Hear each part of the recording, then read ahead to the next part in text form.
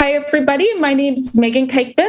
I'm a registered dietitian and a sports nutrition researcher, and you're listening to the Physical Performance Show, and we're talking about disordered eating and relative energy deficiency in sport.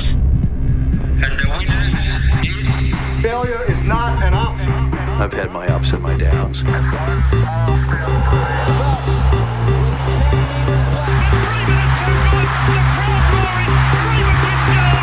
I think it's an absolutely breakthrough experience. Welcome to the Physical Performance Show, the show designed to inspire the pursuit of your physical best performance. I'm your host, Brad Beer. Listen in as we delve into how the world's top physical performers achieve their success, as well as the highs, the lows, and the journey of getting there. Let's get ready, set, let's go. Welcome to episode 327 of the Physical Performance Show, brought to you by Polar's stunning new generation running watches, the Polar Pacer and the Polar Pacer Pro. I'm Brad Beer, sports and exercise physiotherapist by trade and training and founder of Pogo Physio. Each week we'll bring you the latest and greatest information and inspiration designed to help you perform at your physical best. Of course, we do this across a range of different episodes, interest editions, featured performers, coaches' corners, learnings catch-up episodes, and of course, the ever-popular expert editions. Now, off the back of last week's expert edition with Dr. Andrew Sellers and Peter O'Brien exploring the VO2 Master portable analyzer device, this week we keep the learnings coming your way with a very important conversation, one that I feel may, in time, prove to be a landmark episode of the Physical Performance Show, with today's topic of conversation, that of disordered eating. And today you'll learn from Megan Kuikman, registered dietitian and sports nutrition researcher. Megan is currently completing her PhD at the Australian Catholic University under the tutelage of none other than Louise Burke. Formerly, Megan has collaborated alongside former guest of the show, Dr. Margot Mountjoy, Canadian-based sports physician, and driving force behind the acceptance of a low energy availability in state existing for not only female athletes, but also male athletes, aka the birth of the terminology Red S. Now, Megan researches the area of relative energy deficiency in sport and today's topic, disordered eating in sport. Disordered eating, in simple terms, is an eating behaviour that is not optimised. It may range from what is commonly perceived as normal dieting to reflecting some of the same behaviour as those with eating disorders. That is, it sits on a spectrum between optimised nutrition and a frank or diagnosed eating disorder. An individual with disordered eating may regularly engage in behaviours such as skipping meals, compulsive eating, compulsive exercise, and/or restrictive eating, but without meeting all required criteria for a diagnosed eating disorder. As you may expect, there can be health and performance consequences that accompany disordered eating. It's been estimated that the prevalence of disordered eating and/or eating disorders in athletes ranges from 0 to 19% in males and 6 to 45% in females. Of course, these statistics are open to underreporting. Recently, the Australian Institute of Sport and the National Eating Disorders Collaboration collaborated to provide a set of guidelines for athletes, coaches, support staff, clinicians, and sporting organisations as a call to action to all involved in sport to be aware of poor self-image and poor body image among athletes and potential disordered eating behaviours. Now, we'll discuss all of this and more with Megan Kuikman's sharings today, so get set with your pen and paper for this all-important conversation around disordered eating in sport with registered dietitian and sports nutrition researcher Megan Kuikman.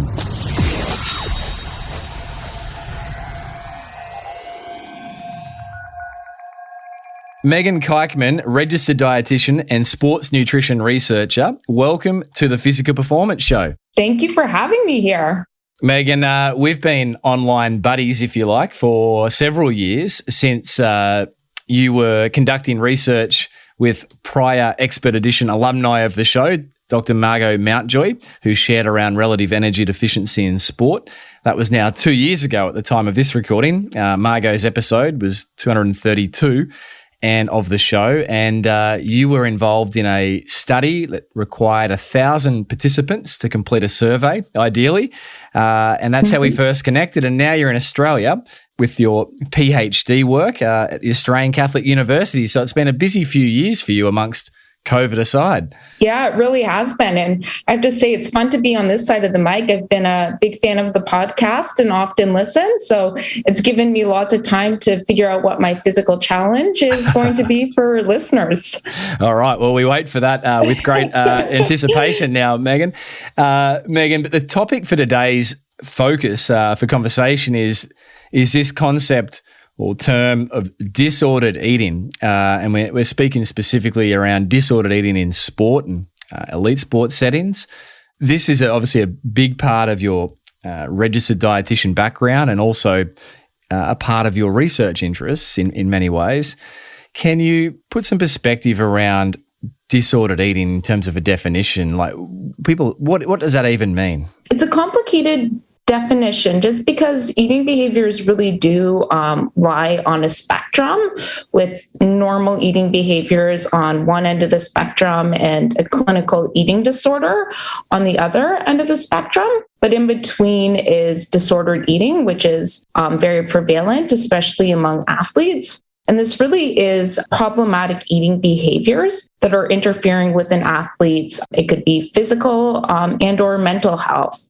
And really, there's many different problematic eating behaviors that could make up disordered eating. And this may change with time and change in severity. And it can really easily spiral into a full-blown eating disorder. So I think a key concept there, this exists on a continuum from normal fueling or eating behaviors through to a diagnosed, what most people would appreciate as an eating disorder, is something that's been medically diagnosed under strict criteria, the DSM-5, I believe. Mm-hmm. But in the middle is this more, I guess, ubiquitous term of disordered eating. And you mentioned that it's made up of eating behaviours, maladaptive eating behaviours. What are some of these behaviours that coaches, athletes, practitioners, parents, all stakeholders in sport need to have some awareness of? Yeah, and I'm glad you're bringing this up, because I think for a lot of these problematic eating behaviors, it can be normalized and often overlooked when they are problematic and interfering. And in some cases,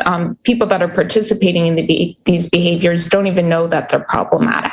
So this could be things like cutting out whole food groups, being scared of eating certain foods. So maybe it's an athlete that won't eat any carbs out of fear of carbs making them gain weight or slow down. It could be going long periods of time without eating. It could be consciously restricting food and not listening to hunger cues.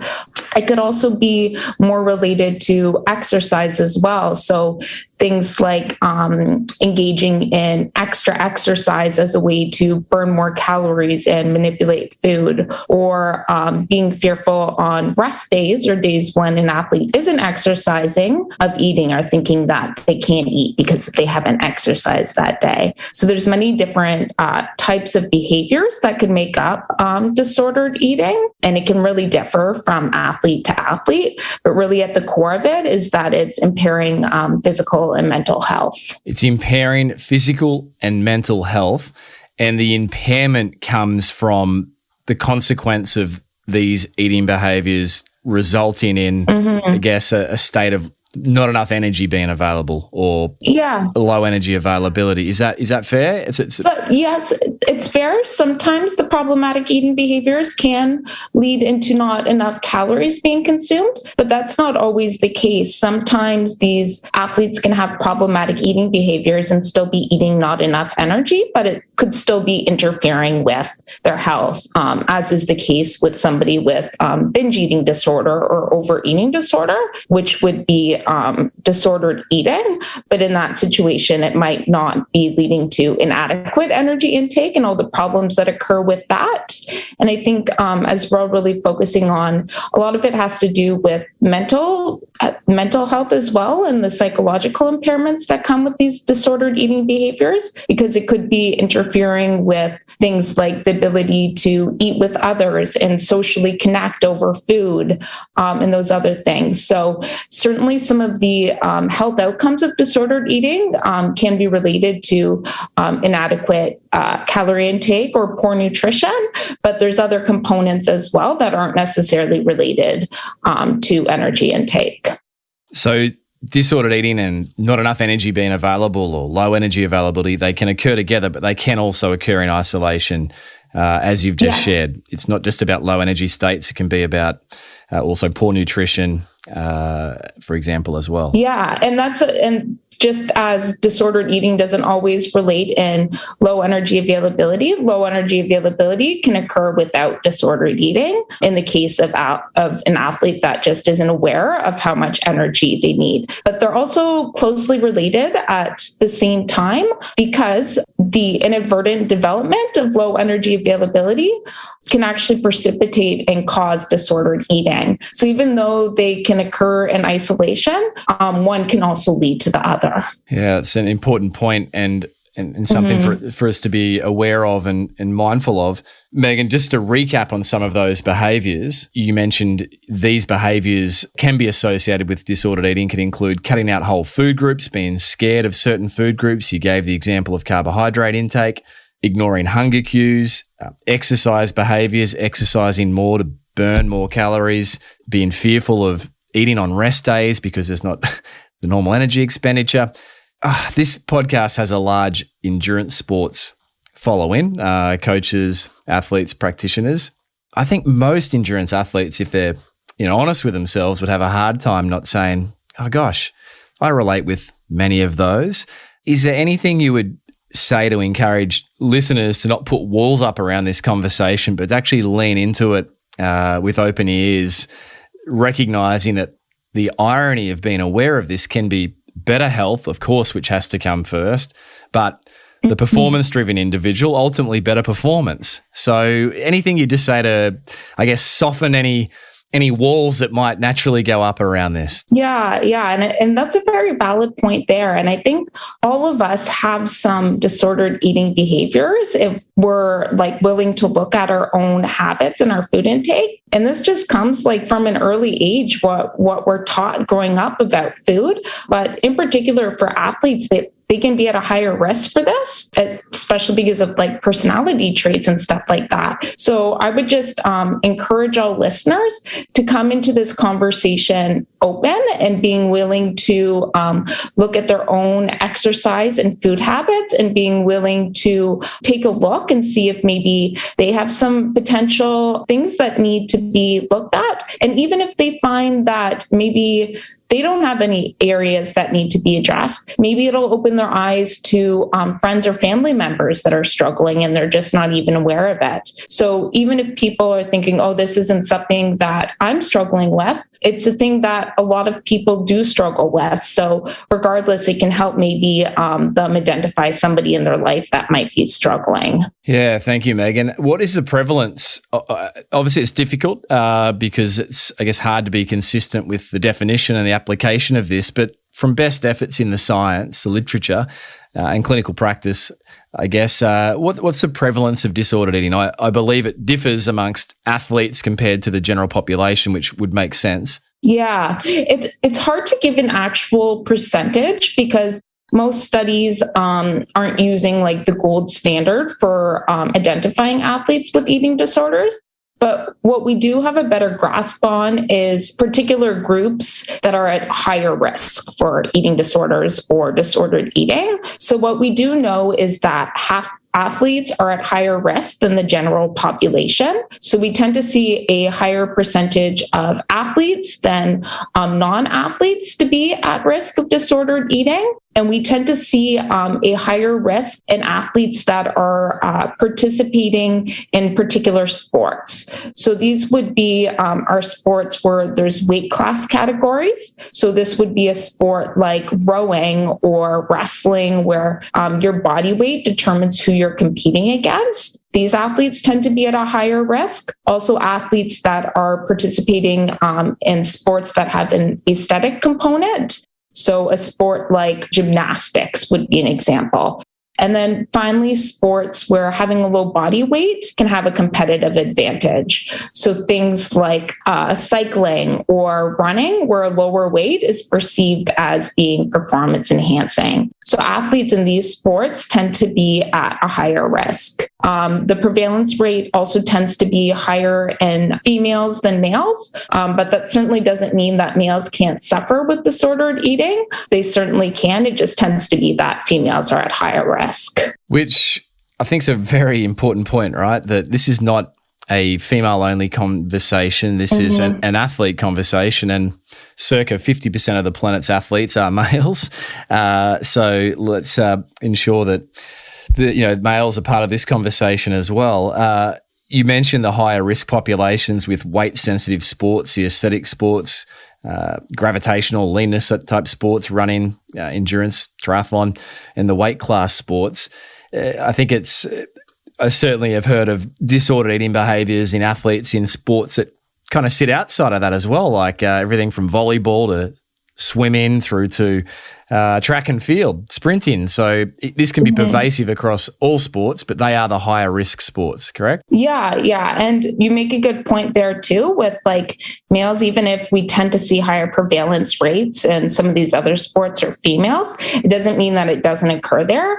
It certainly does. And the other issue with it is because it's not talked about as much, it can be harder for athletes to get help in these sports because people think that it isn't a problem, or because it's a male athlete that they couldn't possibly be suffering from disordered eating. So it's often harder for athletes in these other sports or male athletes to get help. And with this prevalence data as well, looking at risk of eating disorders across different sports, it's also important to remember that sometimes there may be underreporting in some of these sports, especially for things like male athletes, because they may be scared to speak up, or they may be fearful of being truthful in these surveys in different means. So even though we tend to find that there's higher risk in female populations, it could be as well that there's just underreporting. Gosh, that's such an important point. Wow. Makes, I guess, looking at this scientifically quite challenging because you're up against societal pressures, gender biases, belief systems. It's a big topic, right? The risk factors for disordered eating and eating disorders, Megan, what are some of the risk factors that can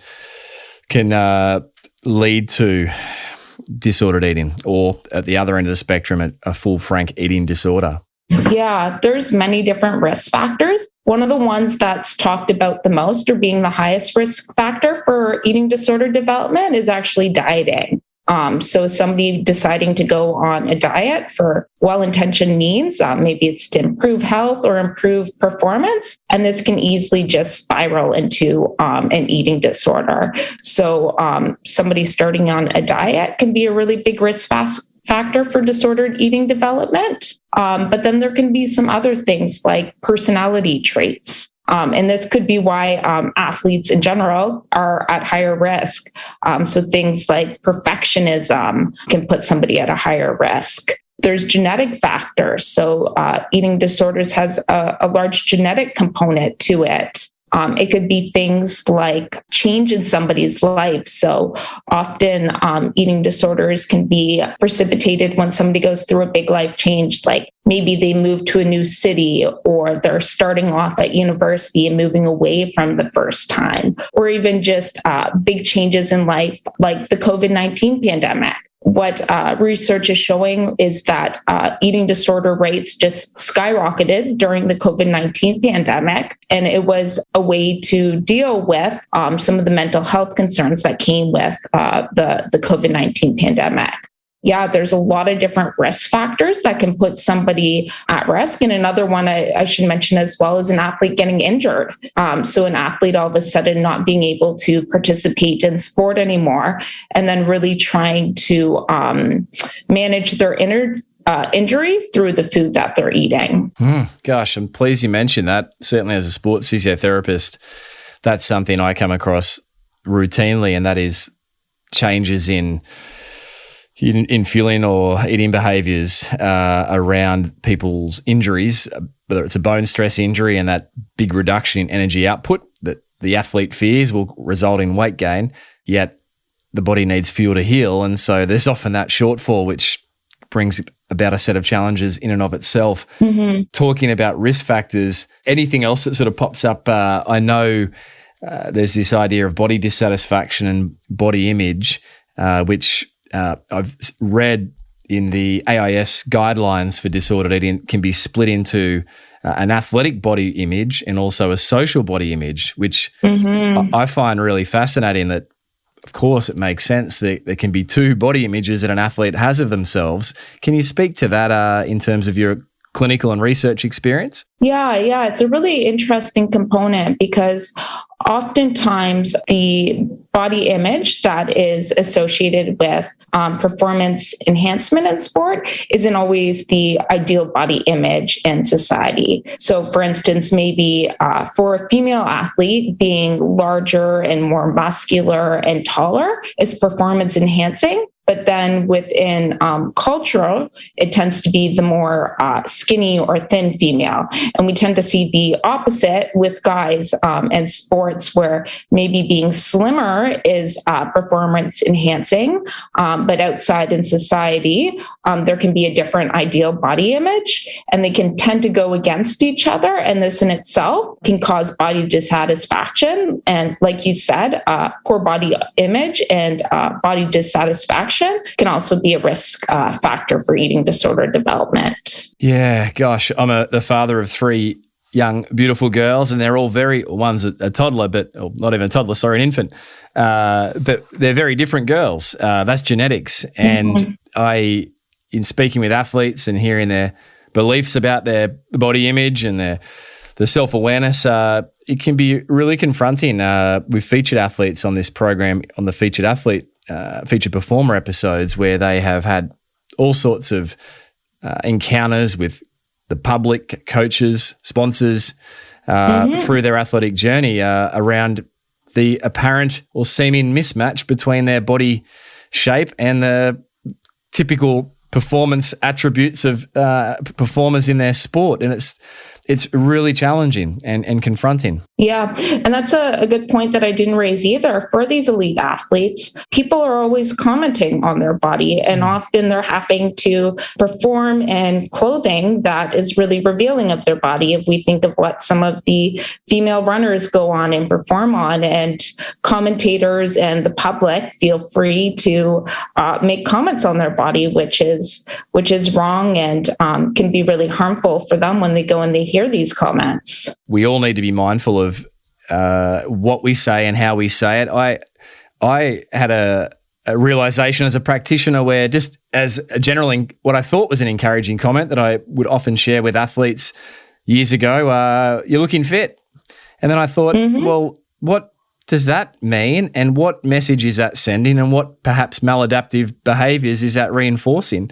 What does that even mean? So I've stopped saying that, and I greet people differently. Yeah, that's a really good point. And it's something I really encourage people, is to just not comment on other people's weight or their appearance, because you could say something like, oh yeah, you're looking really fit, or you're looking really good, and you mean it in a very well-intentioned way, but you don't know the behaviors that athlete is partaking in. And maybe they're partaking in disordered eating behaviors and they're aware of that. And when they're getting reinforced by hearing then from coaches and other people that they're looking good, they feel like that they have to continue on with these behaviors. So it really reinforces the behavior. So just, really trying to avoid comments about body weight, even though a lot of the times they're meant to be well-intentioned, they can have more harm than good. It also, Megan, makes me think of the young, growing, aspiring athlete looking at their Olympic heroes and champions and national champions, but their viewing lens is, the smallest of margins of that athlete's year-round body composition. We view them when they're competing at their prime, tapered, often having gone through well-structured leanness preparation for an endurance event. And yet we can mistakenly believe that that's how these athletes are year round, but we don't see that after the Olympics for the 10,000 metre track final, that athlete goes and healthily puts extra kilos on their body frame. So I think that's an important thing to consider as well, is we don't see the year-round behaviours of these high-performing athletes when we're looking at aspirational performances. We only see the often tapered versions. Yeah, that's a really good point, and I'm glad you brought that up. And even elite athletes will say that themselves. They're only at that body composition and that body weight for maybe one race of the whole year. And then they go and they gain the weight back because they know for themselves that they can't sit at that body weight because they'll just end up injured or hurt because of it. It's not that weight isn't conducive for health. So even for these elite athletes, they're working closely with a team of healthcare providers that help them get to that weight, but they're only there for one day or a very short time period. So it's important for people that are going and seeing these athletes to remember that these elite athletes don't look like that all year round. And there's also a genetic component to it as well, which you brought up before, talking about kind of how we're all built differently. A lot of these elite athletes are just leaner built too than the general population. And it's important to remember that too. They don't look like that all year round. But for a lot of them, they're just genetically of a leaner build. Yeah, it's a strong points, and we need to keep this in mind. Megan, identification, early assessment of disordered eating behaviours is paramount. What advice have you got to people around athletes and athletes themselves, I guess, around being aware of this, having an index of suspicion, being on the lookout? Yeah, and really teammates and coaches and family members and friends are usually the people that are going to be able to first notice when somebody's struggling with their eating habits. So looking for changes, and this could be things like, it may not even be changes in body weight, but somebody being more withdrawn. Maybe they're not willing to take in social activities that involve food. Maybe noticing that all of a sudden they're not eating certain types of food, like I said before, maybe they're cutting out all bread products or they're cutting out all dairy products. So changes in eating habits. It could also be all of a sudden drops off in performance. So maybe they're not performing as well, or they're more tired or more lethargic. There can be these really subtle changes that family members and friends can start to notice that might be an early warning sign. And it's really important to address as soon as possible because early identification and treatment does lead to better outcomes. So if somebody is noticing that an athlete is struggling, having a conversation with that athlete, if that person's comfortable and close to them, and not making it confrontational. So even if you did notice weight gain, not saying to the athlete, "Oh, I've noticed that you've lost a whole bunch of weight," and making it weight focused, but instead addressing concern over that athlete's well-being. So saying, "I've been noticing that you haven't been as happy lately, and I've been a little bit concerned about your performance." So again, taking it off of the weight and instead on the behaviors that are of concern with the athlete. Gosh, that's a great point. Take it away from the weight and put it to the behaviors of the athlete. And what was that question again? Asking or a comment saying, "I notice that you haven't," what was that again, Megan? You haven't been as happy, or you've been more withdrawn lately. Notice that you haven't been as happy, you've been more withdrawn. Megan, how do these behaviours, which are many and varied, and they can change, they're not set in stone, obviously. How does an athlete that's been identified with some disordered eating behaviours best be managed? It involves obviously a multidisciplinary input. Not every athlete, obviously in high performance sports, there is a multidisciplinary team around these athletes, but what are the management tips here? Yeah, it'll really depend on the athlete and what they're struggling with in particular, and their individual scenario. So really making sure that they're getting to a doctor for a diagnosis and just medical check, a dietitian as well that can just help make sure that their eating behaviors are better managed. So certainly having a medical care physician there monitoring things, and a dietitian as well, but also recognizing that the resources that are going to be available are really dependent from athlete to athlete. And I recognize that not a lot of people have access to a dietitian. Thankfully, a lot of elite athletes do as part of their management team. But for a lot of recreational athletes, and I think we'll talk about this more, there isn't as much help and assistance there. And this just lets things go more unnoticed and get worse with time. So I would say for any athlete that is struggling, trying to get to a physician who can then refer them on to a dietitian or other resources that are available in their community. And I know you have international listeners, so it becomes more complicated because the help that is available is really going to differ from country to country. But I think the key commonality there, no matter what the geography, Megan, is help.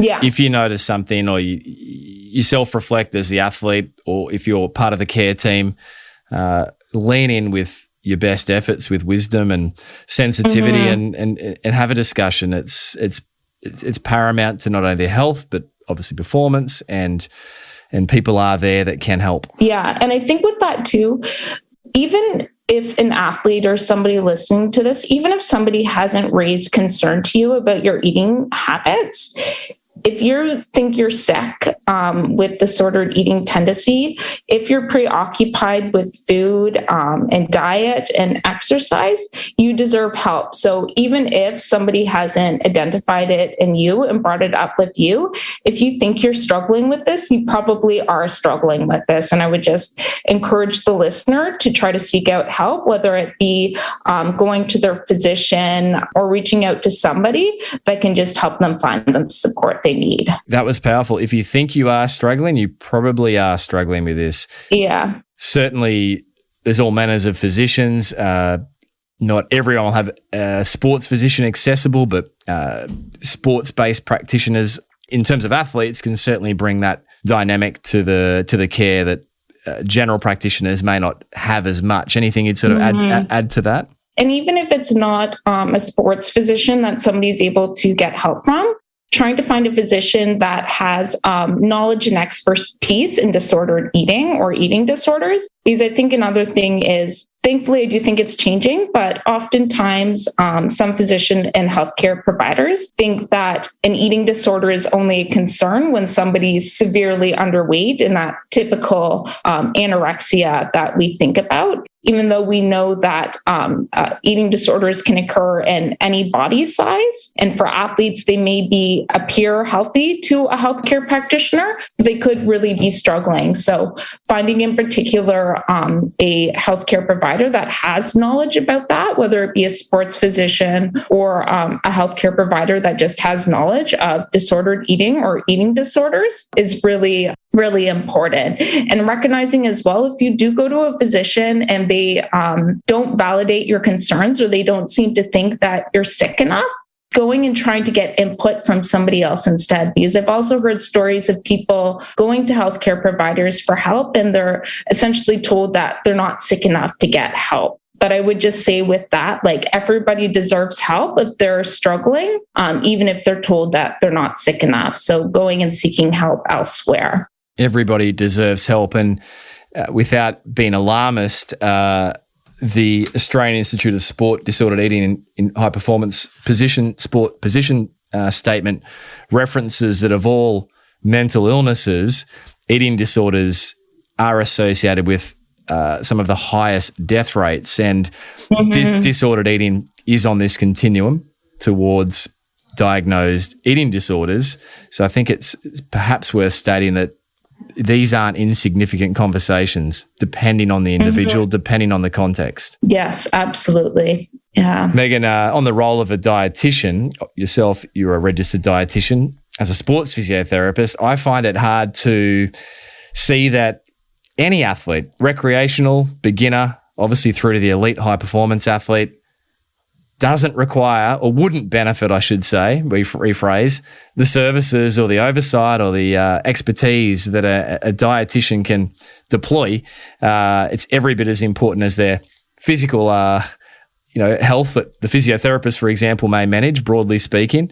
Yet, I think in the junior populations, there can still be, with parents, some reticence around, sometimes they perceive it as a threat. Well, I'm feeding my child well, whatever that means. They're getting enough food. There can be barriers to that. Anything you just share with the parents or the young athlete, that we're not just talking about what type of food, dietitians, aren't just there to look at what type of food people are eating. They're looking at so much more. Anything you'd share around the barriers to people perhaps feeling like they don't need a dietitian's input? Yeah, that's a really good point. And I think a lot of people, because we all eat every single day and there's nutrition advice coming everywhere, that we sometimes think we're experts in nutrition because of that, especially, like I said, with all the free information that's online. But I would say, everybody would benefit from seeing a dietitian, I think, in some way, to just have an extra look at the diet to see if there's any changes that can be made, or maybe it's no changes need to be made and it's just kind of like a double check to make sure everything's on the same way. But I mean, even for myself, I'm specialized in sports nutrition. I've gone to school for many years to gain this knowledge and expertise. But I know for myself, I don't have knowledge in other areas of dietetics. So for instance, I don't have kids, but if I did have a baby and I needed help with nutrition for an infant, I would go and see a dietitian, even as a dietitian. So I think for the general public who don't have any specialized training in nutrition, it won't hurt to go and get some extra input from dietitians that have spent years studying this and just have expertise. And it can really be seen as an investment as well. And oftentimes it can just be a one-off appointment, just needing to see a dietitian once rather than continued care. But they can provide a lot of good input. You're listening to Megan Kuikman, registered dietitian and sports nutrition researcher, sharing around disordered eating in sport. Support for today's show comes lovingly from Polar, the world's top choice in personal guidance for fitness, sports, and health. Polar recently launched 2 stunning new generation running watches, the Polar Pacer and the Polar Pacer Pro.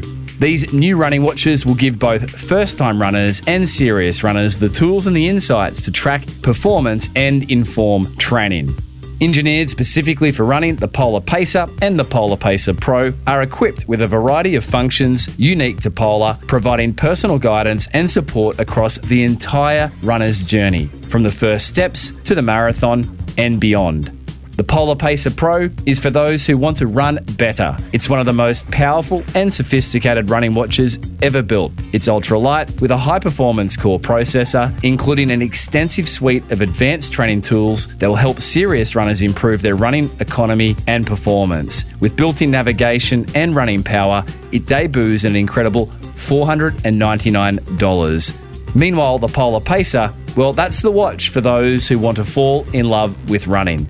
It's an ideal running watch for those starting their journey as runners. It embodies the simplicity of running with all the essentials, plus the specialized training, sleep, and recovery tools needed to fall in love with the sport.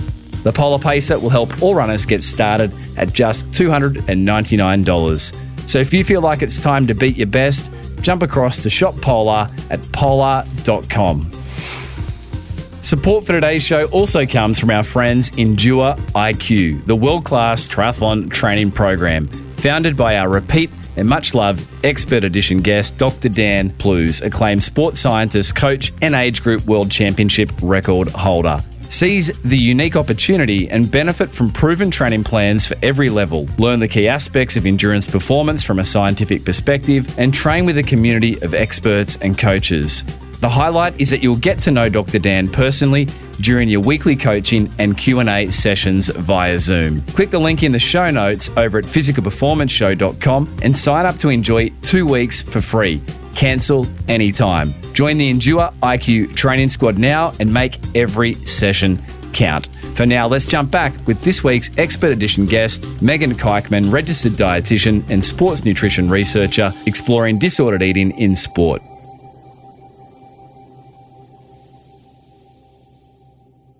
Megan, your work with your research has been also heavily focused around, or has been heavily focused around, relative energy deficiency in sport. It's not a new topic for the Physical Performance Show listenership, but I don't think it can be spoken about enough.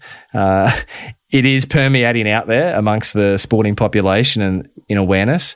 But what links have you seen between this topic we're discussing today, disordered eating, and the onset of relative energy deficiency in sport? So certainly disordered eating can lead to REDS, which I know you've discussed a lot about on your podcast before, which is fantastic. So like I said at the beginning, sometimes disordered eating can lead an athlete to not consume enough calories, in which case they can develop REDS. But I think another important point to consider is that it's bidirectional. So somebody who develops REDS or who doesn't consume enough calories, this can spiral into an eating disorder. So for instance, maybe somebody unintentionally doesn't eat enough calories and they develop REDS and they lose weight, but then these behaviors are being reinforced by those around them. This can then develop into an eating disorder. So an example could be, let's say an athlete gets sick and unintentionally loses some weight. And then their coaches start to mention, oh, they look really good. You look really good. You've lost weight. And maybe they notice an initial performance enhancement, even though that didn't occur intentionally, the weight loss and the inadequate energy intake. The positive reinforcement can then reinforce those behaviors, and it can cause that athlete to develop an eating disorder. So even though disordered eating can lead to REDS, we also know that not eating enough calories can also lead to disordered eating, and they can go back and forth and really work together. It's bidirectional. And many of the health and performance consequences and decrements and risk factors and behaviours of disordered eating do overlap with those associated with relative energy deficiency in sport. Anything you'd share, Megan, around the, identification of RED-S, relative energy deficiency in sport, REDS, separate from the identification of disordered eating? Sorry, like how you kind of separately diagnose them, or? Yeah, in the sense that disordered eating won't always lead to relative energy deficiency in sport, but it can. So perhaps a better question is just a recap or a refresher, some revision around how to identify relative energy deficiency in sport. Right.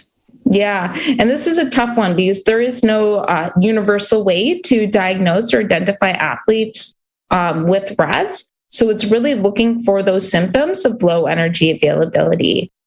So in females, it can be loss of periods or irregular periods. So menstrual dysfunction. In males, it can lead to low testosterone levels. So it may lead to things like low sex drive.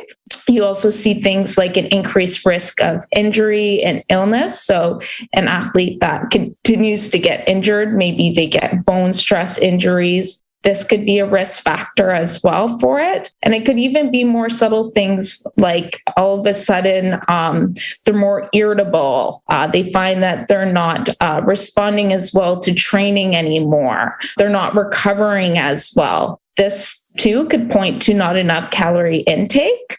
So those would be kind of the big things. And then also you could tell from some blood markers as well. So things like low thyroid levels could be a sign of inadequate energy intake as well. And there's newer research to suggest that low ferritin levels as well could be a warning sign of low energy availability. Because that's something I've seen you educate around before, is iron status of athletes. So can you share a little bit more around that low ferritin levels may be a sign of relative energy deficiency in sport? Of course, low ferritin levels can occur if somebody's not getting enough iron in their diet, but somebody could be not getting enough iron in their diet because they're not eating enough calories. For an athlete that's not consuming enough calories, it's going to be pretty hard to meet their iron stores.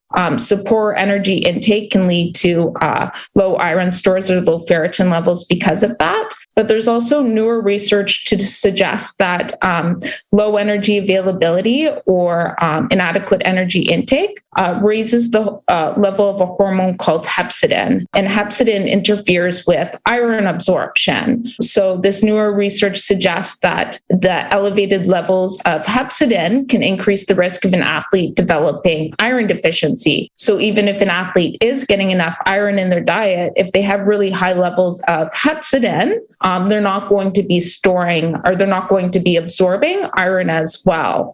So what research is showing is that in athletes with REDS or low energy availability, there tends to be a higher prevalence rate of iron deficiency.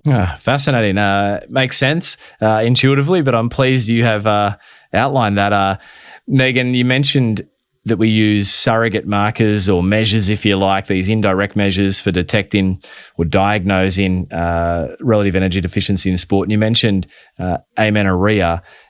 It can be prevalent or can occur in up to 66% of athletes, it's been reported, yet there can still be a belief that menstrual irregularity or missing cycles, excluding medical conditions that can account for this, of course, is a desirable state for an athlete. I think that belief is fading, which is fortunate, but there's still a way to go, I believe, from my experience. What would you say to, we're speaking obviously the female athletes here, around their menstruation function and this concept of amenorrhea? Yeah, so I would just say, like, anytime a period goes missing or is irregular, it needs to be taken seriously, and that this isn't normal or a sign that somebody is fit, but rather it's a sign that something isn't functioning right in the body. So really, female athletes should be using their menstrual cycle as a marker of their health status. So if all of a sudden they're noticing changes in their menstrual cycle, this could be a sign that something isn't functioning properly. So I would just take note of that. And also remember, for athletes, the female athlete, they may see their menstrual cycle as a pain to have to deal with, and maybe they're happy when it goes because then they don't have to deal with kind of all the side effects that come along with it. But also remembering that those cyclical changes in sex hormones that occur across the menstrual cycle are extremely important for health. And we want this as females. So if a female is missing their menstrual cycle, they're going to have really low levels of estrogen, and estrogen is extremely health promoting. So we need to be concerned because if a period goes missing, because of those levels of estrogen are going to impact various different physiological symptoms. So things like bone health and cardiovascular health. So it is really important that a female is getting their menstrual cycle every month. And for the male athletes, it's documented and I think increasingly becoming known that sex drive, erectile function can be a surrogate for energy availability as well. Yes, that's correct. And females are lucky in that the menstrual cycle can be kind of a quick way to identify that an athlete does have REDS. And males, of course, don't have this. This is a quick sign that something's right. But like you said, low testosterone levels can be caused by inadequate energy intake. So erectile dysfunction, lack of sex drive in males can also be a sign of inadequate fueling. And prior guests of the show, colleague of yours, Rennie McGregor, fellow dietitian, sports dietitian, your academic colleague there, Margot Mountjoy, have done a good job in bringing it to the listenership of this show's attention that morning erections are typically a sign of health for the male athlete. Right. Yes, exactly. Yeah. And I should just mention as well, for the female athlete, if they're on hormonal contraceptives, they're going to be getting a monthly withdrawal bleed, regardless if they have menstrual dysfunction. So for a female athlete that's listening, if they're taking hormonal contraceptives, the monthly withdrawal bleed is not the same as a normal menstrual cycle, which a lot of females don't know. They think, oh, I'm on a hormonal contraceptive pill. I'm getting my period every month, but it's not the same thing. And they would have to go off the hormonal contraceptive pill to know if they're getting a regular menstrual cycle. That's a key point. It's an easy trap to fall into, understandable. Yeah. Megan, you are very passionate about female representation in the science. You put up a great little infographic on your Instagram gallery, Megan Kuikman, at Megan Kuikman RD on Instagram, that 23% of 35,000 thereabouts participants in research, as an example, 23% were females, 77% were males. Anything you just bring to the listenership's attention around this important difference in representation and the consequences of this? My PhD work is really focusing on female representation in research. And what we tend to find is most research is conducted in male athletes, and then the results or the guidelines are applied to female athletes, just assuming that males and females are going to respond in the same way. But we do know that males and females are very different. And just because something works for male athletes doesn't mean it's going to work in female athletes as well. So my research is really focusing on identifying these gender gaps in research and areas where research specific to the female athlete is needed. So you mentioned the stats from a paper that I was able to work on, looking at the representation of female athletes and research looking at performance supplements. I'm also working on an audit right now, and hopefully the results will be published soon. But I audited all the research looking at the representation of females in research that's led to the carbohydrate guidelines. And only about 11% of participants, and this was over nearly 1,000 studies, were women. So what we see is most research is done in males, and it's assumed to work the same in females. Gosh, thinking about animals, it'd be equivalent, I guess, veterinary research and science applying the same principles to four-legged animals, yet cats and dogs are very different. Not calling men and women cats and dogs, but when you think about it, it's quite interesting. As you say, we can't assume that males and females respond the same because they don't. Very different, as we've discussed today. Megan, you do, I should say, have some obviously as a academic, some further studies coming up, and I believe you are looking for some. You're based in Canberra, doing your work through the Australian Catholic University. You do have some studies coming up, which you'd be looking for some participants for. Can you just touch on those? We may be able to help as a listenership. Yeah, if anybody is listening to this and they're based in Canberra or able to come down here for a bit, we have a study coming up soon for cyclists that's looking at resting metabolic rate, and you would get a DEXA scan with it as well. So any cyclist in the area, we have a study that may be of interest to them, and I can, if they start to follow me on Instagram, I can put information there. But the other big one that your listeners might be interested in is for runners, and it's starting in October, and it's a 5-week training camp that would be up in Perisher. So it would include a 5-week training camp at altitude. All food would be covered for it and all those things. So if participants are interested in partaking in some of these studies. It's a really cool experience, and you get a lot of cool data from it too. Things like I said, like DEXA scans, resting metabolic rate, that may be of interest to athletes. I think any Canberra-based, was that altitude camp for the runners or the cyclists? Because I think you'll have a few people coming your way. Who wouldn't want food and altitude training? So the one that's in Canberra that's starting soon is for, it can be cyclists or it can just be people that do cross training for cycling. So maybe they're runners that do cycling a couple times a week or triathletes. That's the one that's based here in Canberra.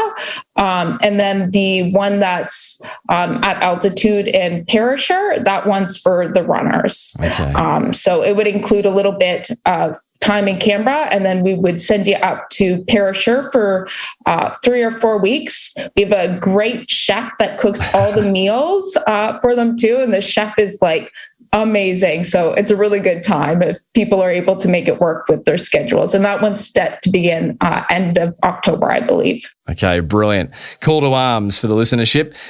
Megan, every guest of the show, as you know, is asked 2 set questions. And the first is this: if you could boil everything you've learnt and are learning into one single piece of advice to help listeners of this show perform at their physical best, what would that single piece of advice be? Yeah, so my piece of advice would be when they're getting nutrition advice or exercise advice, try to take into consideration their personal circumstances and that it's individualized to them.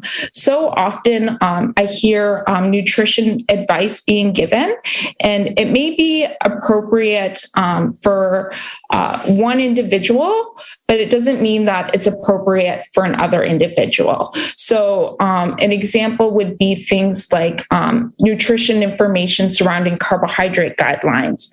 Somebody's saying, oh, we shouldn't be eating carbohydrates. Maybe that's appropriate for somebody that's struggling with type 2 diabetes, but that's not an appropriate piece of nutrition advice for an athlete. So I would say that making sure that all nutrition advice and all things that are being implemented in diet are individualized and specific to that athlete and their specific circumstances. Megan, every guest issues a physical challenge for the week. You've already touched on that. You've done some pre-work on this. So what is Megan Kuikman's physical challenge to the listenership going to be? Yeah, mine is going to be to take a spontaneous rest day.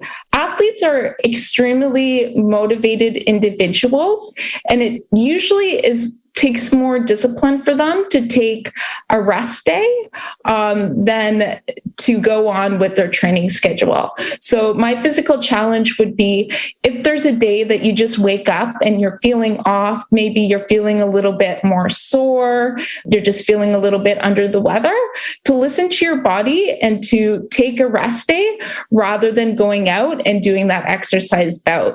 Because even though it's often harder, like I said, and takes more self-discipline to not go ahead with it, often it's what your body needs. And in the long run, you're going to benefit from it because you're going to reduce your risk of getting injured and ill. And maybe you just need some extra rest so you can perform even better the next day. Take a spontaneous rest day. It is a challenge and it will take discipline, but let's give it a go.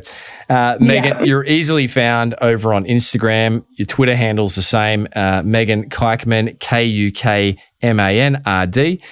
We'll link everything up in the show notes. It's been worth the wait. We've been looking at organising this for some time. And thank you for stopping by the Physical Performance Show and sharing so generously. Thank you very much for having me.